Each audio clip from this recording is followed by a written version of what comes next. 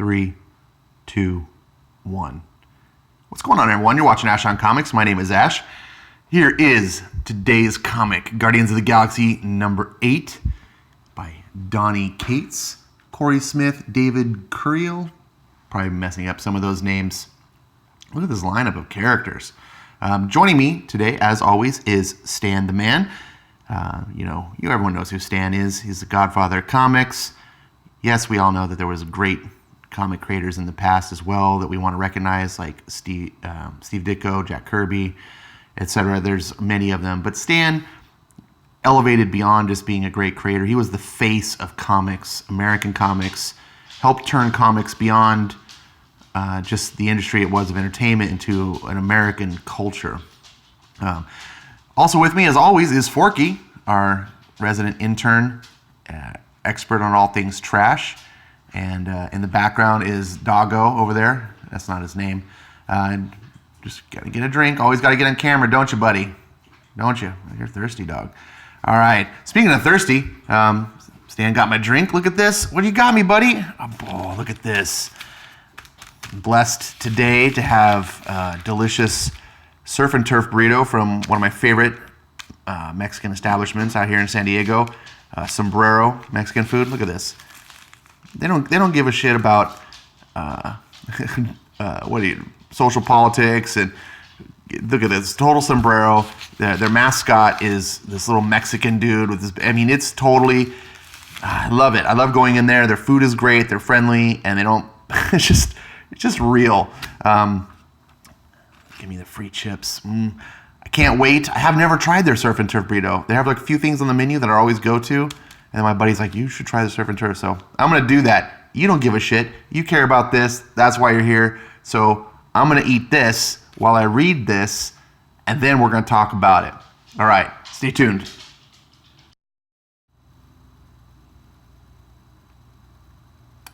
And we're back. Guardians of the Galaxy number 8. Man, that was a good burrito, first of all. Man. Did you like that, Stan? Yeah, it was. Surf and turf is the way to go, right? Yeah, Forky says, not trash. Guardians of the Galaxy number 8. I can't remember if I did a review of Guardians 7 or not. I suppose I could look it up, but whatever. This is number 8. It's the second issue of the Faithless storyline. And if you haven't read, this is a really good series to catch, starting on. It's early on. The first story arc was pretty good, 6 issues long.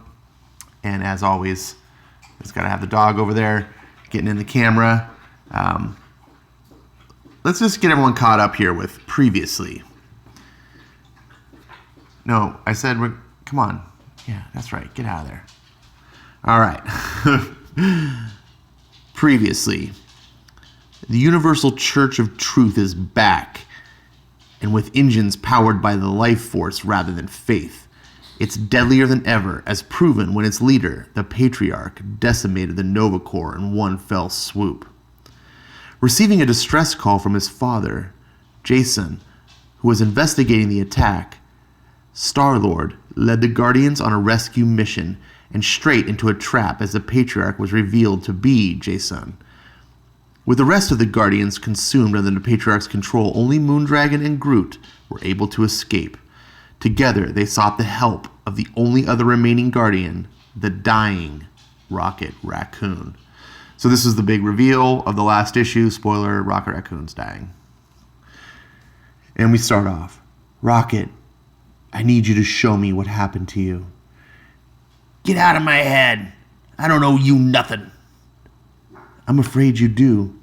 I know how hard this must be for you, but you don't know nothing about hard.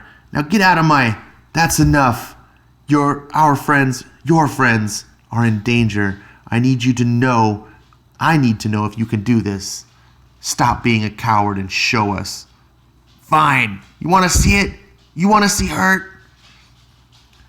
Half-World, a long time ago. I'll show you hurt. And here we're getting Rocket Raccoon's origin. Apparently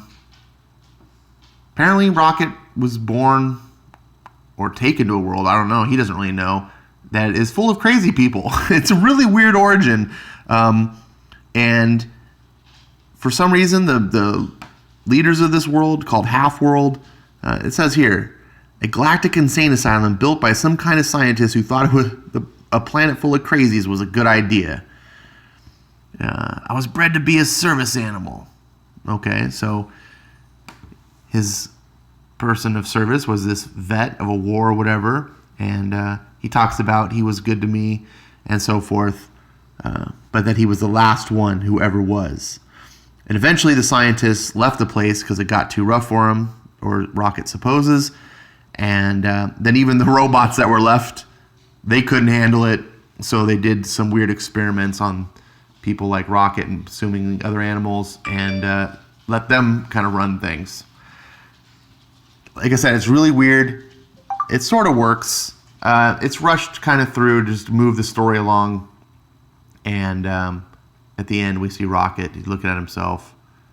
And he says, I don't look back. And I don't miss being soft. And then he's crying. That ain't to say it was all bad. This thing they turned me into had its perks. I ain't the sentimental type, really. But I had some good times. I was a sheriff, a ranger. I found some friends along the way, the Guardians. Fought in a few cosmic wars. Killed a bunch of badasses with some aggressively large weaponry. Got the Hulk up here. I was a guardian of the galaxy. I had a family. People who were good to me. And then we had just gotten through the Infinity Wars. There weren't that many of us then. And you can see Rocket's having some headaches, some trials, and he doesn't really understand. He's not feeling well, and they just attribute to his drinking. But it turns out that he's having some sort of biological deconstruction. Whatever experiments were done to him, it seems like his body's rejecting it, and he's afraid of going back to being soft. And he doesn't want his old buddies to see him that way, so he flees. And Groot interrupts the story where Rocket's saying, so I found one of the escape pods in the old ship and he left us without saying a word. Rocket, I'm so sorry. Don't be. It ain't yours to be sorry about. Now, if we can move on, where's Peter and the gang? We got a plan or we aren't done, says Groot. Don't you start with me, Tree. How dare you? And then Groot gives him a big lecture about family and how Gamora stayed behind. Even though he was dying, she didn't interfere with him, but she stayed behind to protect him so that he could die his way. And, Rocket just doesn't want to be remembered as this old and decrepit. And it's really a story about getting old and sickly. And, and it's, man, as I'm getting older myself, it's something. This is a remarkably mature story for Donny Cates, who I don't think is a very old guy. It's facing your mortality. It's seeing your body give up on you. And, it's not necessarily shameful, but it's kind of embarrassing. And you want people to see you at your best. You don't want people to see you as this old, sickly invalid. And, it's a matter of pride and dignity. It's a story of dignity, I think.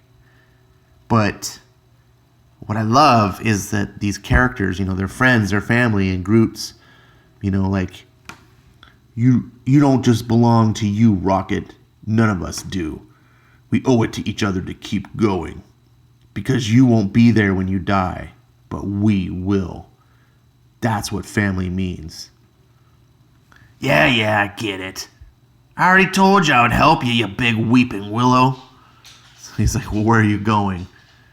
And he's like, well, I can't exactly go save the galaxy in my current condition. So he's like, I need to get changed. Of course, he's got this big suit battle mech thing, it's fun. So Donnie tells this kind of mature story about getting old and what it means to be family and that people that care for you. And, you sometimes you go through really strong hardships and you turn away from the people that love you. Because of different reasons. Maybe it's shame or dignity or embarrassment, whatever the case may be, and you forget how other people do care for you, and you don't want to put your burdens on them. There's a number of complicated reasons. And Donnie tells this story here that it doesn't get too sappy, but it has the right level of emotion and feels. And I really enjoyed reading this. It's not necessarily like a fun issue, but it's a meaningful and a powerful issue that makes you care about these characters. It makes you care about their friendship. More so than ever, Groot and Rocket, these sort of bondings and getting to witness this and see how they care for each other makes you, as a reader on the sidelines, care more about them. And that's really strong writing. And, you know, knowing what I know about Donny and the stories I've read of his so far, he doesn't just keep diving into this. He's not Tom King, right, where you get like 50 issues in a row of Batman just wallowing in self-pity and all this. You're going to get 1 or 2 issues of this, and it's done for purpose. It's done for the characters to bond and be closer to each other, and you're going to get the action and the story that you expect and you want. So that's not the end of the story. We go on. Meanwhile, at the cathedral, flagship temple, destroyer of the universal church of truth. So Peter's like, Dad, what have you done? What is going... Please, Peter, in this place, you will call me patriarch. Now, come, I will show you what you need to see. My God. Not quite. Cosmo, status report. So here we get Cosmo. That's great that they're using him. Life drives at 42% and climbing after last use kill link Novacore. Horrid business, but it needed to be done. Have faith. Having faith. I forgot, yeah. Cosmo is a Russian cosmonaut dog, so adding the little, the Russian accent. So then he sees Lockjaw. It's an honor to meet you again, great hound god. Rise and well met, honored space knight. You show your belly to no one. Peter's is like, space dogs, man. Arf, roof, roof, warf, roof. And this is a great thing I was just talking about, right? It's like I was saying, Donnie's not going to have you, he's not going to have you read this morose story, for multiple issues. In fact, he doesn't even have you do it for one full issue. He gets right back into, levity and fun and, remembers, hey, this is comics. I want to tell something meaningful, and sometimes I want to maybe put a little tear in your eye and hit you in the feels. But I know that you bought this comic to have fun and adventure and see heroes, and he doesn't forget that. And you get the levity here, which steers you kind of back on track. It doesn't make light of what you just read in the past, but it helps you steer your mood. It's a subtle technique that's just masterfully done. It shows you just how skilled Donny is as a writer. I can't credit this enough. So Peter's dad, the patriarch, come along, Peter. Is that Quasar? Darkhawk? What have you done to them, Dad? Are they yet live, son? So he's taking him up and he's talking about, they need to psychically extract yabba-dabba, comic mumbo jumbo stuff. Because they're resurrecting this being. He's like, look, my son, look and have faith. Aw, man. Do you see? He will be risen again. Who do you think that is? Who do you think will be risen again? And once he is born, we will use the life forces that we have taken here and take him to the future, where he will kill death once and for all. So Peter's like, Dad, that's insane. What have they done to you? The church has shown me the only path available, the only path of light in the dark. They've brainwashed you. This is what they do. The church always gets one of these cocoons. They resurrect Adam Warlock for some mysterious shit, and then they get beat. It's always the same. Not this time. They have learned. You must have faith. In what? What's so different this time? This time, it isn't Adam. And it's not just one. Dun, dun, dun. So who do you think it is? I think it's heavily alluding to Thanos. And if it's or Thanos. Some of you are like, it's Thanos, Ash, whatever. Thanos. Can you imagine if this is like hundreds of Thanoses? Whoa, shit, there's a problem. I don't know who else it could be. If it's not Adam Warlock, it's not Thanos, who do you think it is? So this is the end of the issue. Yeah, speaking of Thanos. This is like a prequel story, I do believe. I don't think this is happening in present time. Silver Surfer, also Donny Cates. Fantastic. Links into this story a little bit. This story actually takes off from the first arc. But anyways, that's not what I'm talking about. I really enjoyed this issue. And dog, seriously, let's just all wait for His Majesty to finish his drink. We don't have time for that. I really like this issue. Stan gives it a thumbs up. He is, I believe, I can't speak for Stan. Stan, God, they're so noisy. What are we going to do? Forky says this is 100% not trash. I'm going to give this a 4-star. Take this with the understanding that 5 stars is reserved for best of the best stuff. 4 stars is not a slight. It's just in recognition that there's improvement that can be done. You know, for example, the art in this book is just really standard. It's not bad. Come on, dogs. Jeez. It's not bad by any means. Well, maybe by some means. But it's just average, run-of-the-mill. I mean, but that's modern Marvel for you. They only have a few talented artists. So they're able to do this good. You know, it tells the story that you need. But I can't give a book with this kind of art 5 stars. You know what I'm saying? But it's good. It is. And I'm really enjoying this. And I want to thank my boy, Comic Stacks, The Real Comic Stacks, that's the name of his channel. He recently eclipsed 600 subscribers. And it's better than me and it's faster than me. So way to go, buddy. He does a really good job. His channel is a lot more like Comic Storian or Comics Explained. He has a really smooth, mellow voice, and he describes. So if you're like kind of wanting to follow books and not have necessarily the interruption and analysis like I do, here I am sending you away. It's like, don't watch my channel. Go watch his. No, but he's good. Hopefully you'll continue to watch my channel. And talk in the comments. I love talking about these books. Are you reading Guardians of the Galaxy? Am I selling you on potentially checking it out? I really enjoy this. If you like the movies, Guardians of the Galaxy, if you're at all interested in the characters, I know these are somewhat different than the movie lineup, but it's close enough.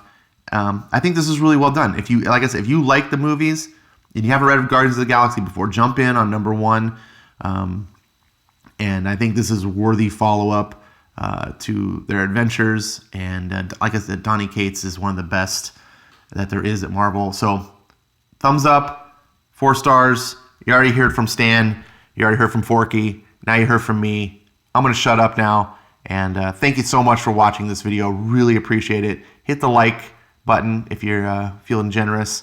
And if you're thinking of hitting the thumbs down button, just tell me why. That's all I ask. Just say, hey, I didn't like your video because of this. You talk too long, or you stutter too much, or the sound of your voice is grating, or I don't know. Just tell me so that I know how to improve. Appreciate it. Thank you so much.